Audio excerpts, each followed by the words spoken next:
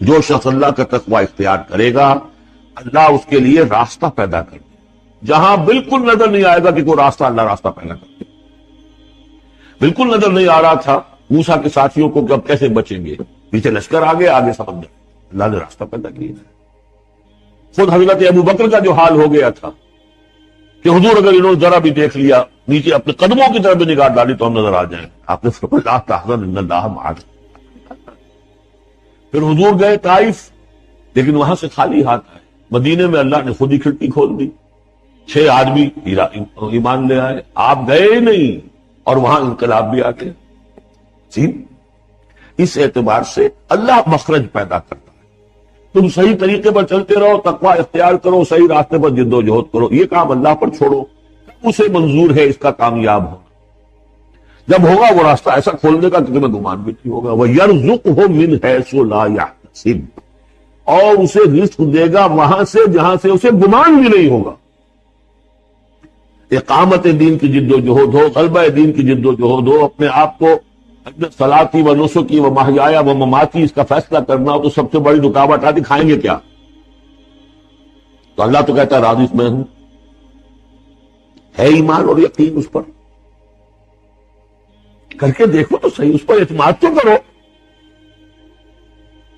لیکن یہ کہ اس پر اعتماد کرنا، توکل، بڑی مشکل بات۔ وہ تو جتنا ایمان ہوگا اتنا اعتماد ہوگا، اور گہرا ایمان ہوگا گہرا اعتماد۔ وَمَن يَتَّقِ اللَّهَ يَجْعَل لَّهُ مَخْرَجًا وَيَرْزُقْهُ مِنْ حَيْثُ لَا يَحْتَسِبُ وَمَن يَتَوَكَّلْ عَلَى اللَّهِ فَهُوَ حَسْبُهُ۔ یہ تو ابھی تقویٰ والے کی بات ہے کہ وہ وہاں سے رزق دے گا جہاں سے اسے ملے گا بھی نہیں، اور جس نے اللہ پر توکل کر لیا تو وہ اس کے لیے بہت کافی ہو جائے گا۔ توکل کر کے تو دیکھو، حسبہ وہ اس کے لیے کافی ہے۔ یہاں تک فرمایا ہے حدیث میں من کان فی حاجت اخیہ کان اللہ فی حاجتہ، اگر کوئی مسلمان اپنے کسی بھائی کی ضرورت پوری کرنے میں لگ رہا ہے، اپنا وقت صرف کر رہا ہے، اللہ کی ضرورت پوری کرنی شروع کر دے۔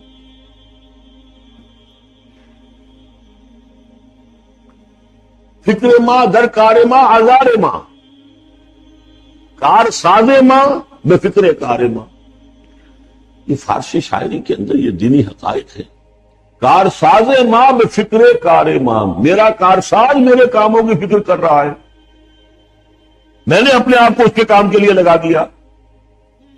تو دنیا میں بھی ذرا سا بھی کوئی شریف انسان ہوگا، آپ اس کے ہو جائیں وہ آپ کو چھوڑ دے گا پھر کہیں؟ شرافت ہو، مروت ہو، آپ اللہ کے بن کر تو دیکھیے، پھر وہ کارساز ہے۔ کارساز ماں بے فکر کار ماں، فکر ماں در کار ماں آزار ماں۔ جب میں اپنے معاملات کی فکر خود کرتا ہوں، کوئی نہ کوئی ٹھوکر کھاتا ہوں، کوئی نہ کوئی غلطی کرتا ہوں، آزار اپنے سر کے اوپر پیدا کر لیتا ہوں، اپنے آپ کو حوالے کرو۔ اس کا نام ہے تفویض الامر الی اللہ، فوض امری الی اللہ ان اللہ بصیر، ان اللہ بالغ امرہ، اللہ تعالیٰ تو اپنا معاملہ تو پورا کر کے ہی رہتا ہے، وہ تو دین کو غالب کرنا ہی ہے۔ کون اس کے اندر نفع کما گیا، کون محروم رہ گیا، یہ ان کی قسمت ہے۔ ابو بکر اور عمر اور عثمان اور علی اور عبد الرحمن ابن عوف یہ اپنی بازی جیت گئے، ابو جہل، ابو لہب، یہ تو اب ان کا معاملہ ہے، اللہ کو اپنی بات پوری کرا دے گا، اور اس دنیا کے ختم ہونے سے پہلے پورے کل ارضی پر اللہ کا دین غالب ہوگا، یہ ہونا ہے۔ دیکھنا یہ ہے کہ تم اس بہتی گنگا میں کو ہاتھ دھونے کو تیار ہو یا تم محرومین کی فہرست میں اپنے آپ کو لانا چاہو۔ بس اپنا تن من دھن لگا دو اس کے اندر، تمہاری ہڈیوں کا چورا ہو کر بھی اس نئی تعمیر کی بنیادوں میں اگر لگ جائے، بہت بڑی کام۔ قد جعل اللہ لکل شیء قدرا، بہت عمدہ مقام ہے، اللہ نے ہر چیز کے لیے ایک اندازہ مقرر کیا، کب اللہ کی مدد آئے گی یہ بھی اس نے طے کیا ہو۔ You have to qualify. Pre-qualification conditions تب مدد آئے گی، یوں نہیں آتی مدد۔ اپنا سب کچھ لگا دو، پھر کہو کہ اللہ میری 15 برس کی کمائی کل میدان میں نے وجود ڈالی، دن کی اور رات کی کوششیں ہیں، صبح اور شام کی کوششیں ہیں، میری 15 برس وہ میدان میں نے لا کے، تب پکارو اللہ کو۔ اپنا مال بچا کے رکھنا ہے، اپنی مستقبل کو بھی بچانا ہے، اپنی اولاد کو بھی بچانا ہے، نہ کدین غالب ہو جائے، کہیں نام لکھا کے کسی جماعت میں شامل ہو کر بڑا تین بار گویا کہ اللہ تعالیٰ تو جانتا ہی نہیں کتنی کنٹریبیوشن ہے، کتنا انصار ہے، کتنی قربانی ہے، کتنا وقت ہے، کتنی محنت ہے، اللہ جانتا۔ باقی اس نے ہر چیز کا ایک اندازہ مقرر کیا۔ اس کی تین کیفیات ہو سکتی ہے کیوں اللہ کی طرف سے یہ چیزیں آتی ہیں۔ سب سے پہلی شے، اب وہ جو آیات میں نے سنائی تھی وہ سن لیجیے پہلے ترجمہ۔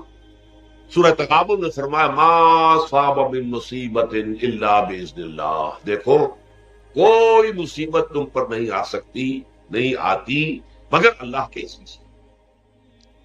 ومن یؤمن باللہ، اور جو شخص اللہ پر ایمان رکھتا ہو یہد قلبہ، اللہ اس کے دل کو ہدایت دے دیتا ہے، اس کے دل کو سکون عطا کر دیتا ہے، وہ راضی برضائے رب ہو جاتا ہے، اس میں شکوہ نہیں رہتا، اس میں شکایت نہیں ہوتی، اس میں تلخی نہیں ہوتی، کیوں ہو گیا، کیسے ہو گیا، کیوں ہو گیا، نہیں ہونا چاہیے، نہیں۔